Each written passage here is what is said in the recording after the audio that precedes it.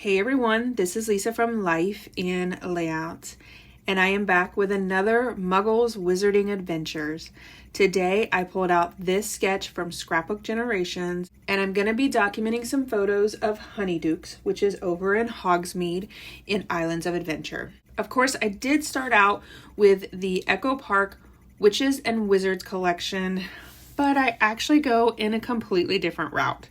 I had planned this layout last year when I planned out all of the layouts, and I have no idea what my thought process was in regards to printing two 4x6 photos. I had the 2x2 photos as well as this 3x4 photo, and it just didn't go with the layout. I thought maybe the 3x4 would work in place of the 2x2 section, but in the end, I am so glad that I have a printer at home that I can print my photos, because I decided that that wasn't working for me. And I was at a point where I just wanted to get these photos documented. So I went back to the drawing board and decided that I would reprint my photos in a 3x4, as well as several more photos in a 2x2. I just don't know what I was thinking before. I only had two photos that I really wanted to use for the 3x4 photos. Those photos are of the outside of the store, as well as a really nice shot of the store. So I decided to pull out some glitter paper and put it in the center. I had done several of the print and cut features previously for these layouts. I went ahead and cut out the logo for Honeydukes.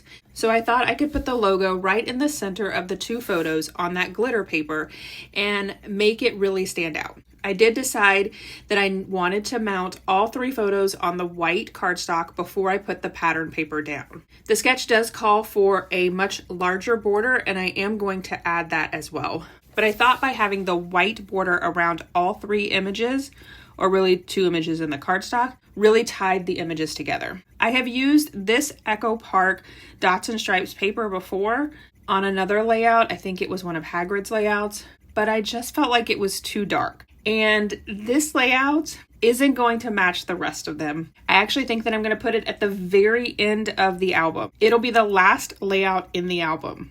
So I decided to play heavily into the pinks and greens of Honeydukes. I pulled out the Doodlebug Petite Prints in Grasshopper and cut out the background piece for that. I then had these scraps of pink paper that I knew would work perfectly to mat my 2x2 photos on.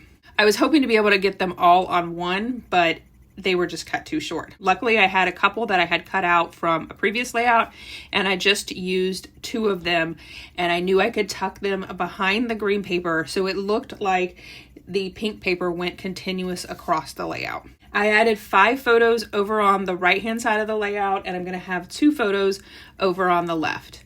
Now, the sketch does call for less photos and more decorative, but I really wanted these photos to shine. There's some really great photos of all of the details of the store, and I just thought that those photos could take the place of the embellishments. There's some close-up photos of the lollipops and the cotton candy, as well as the candy that's on the stairs. There's also close-ups of the no melt ice cream that is in the case at Honeydukes. I used my T-square ruler to make sure that I got all of the 5 2x2 squares down straight, and it did take me a little bit to get them all right. The left-hand side of the layout was a little bit easier since I only had the 2 photos.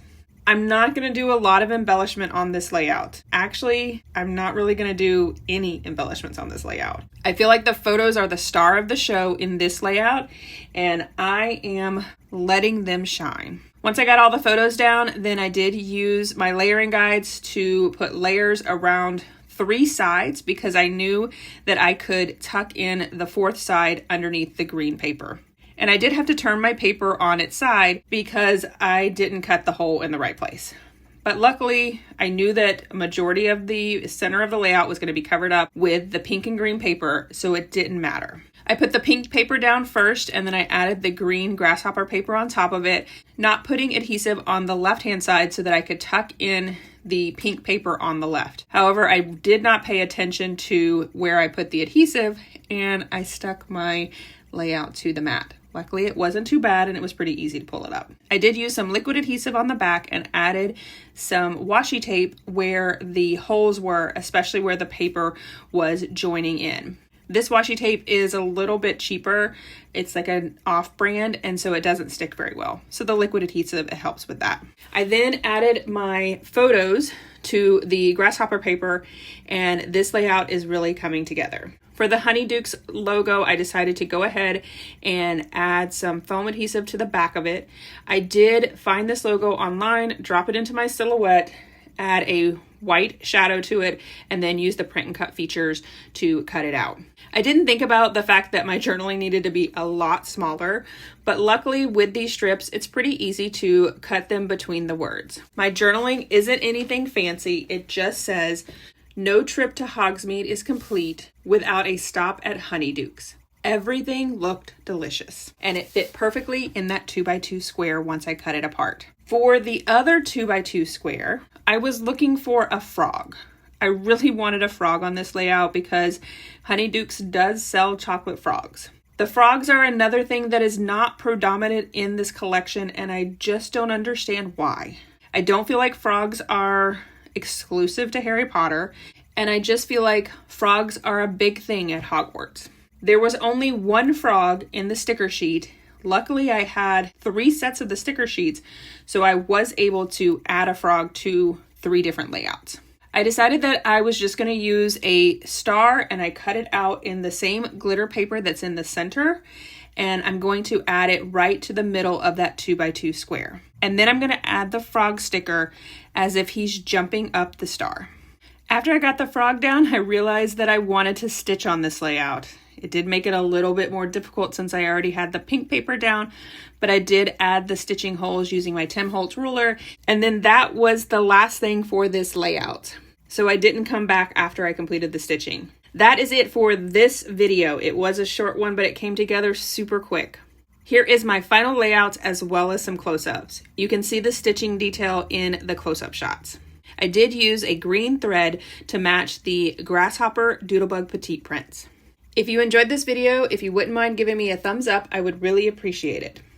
If you haven't done so already and you want to see more Harry Potter inspiration, make sure you hit the subscribe button. Thanks everyone for watching, and I hope that you have a scrappy day.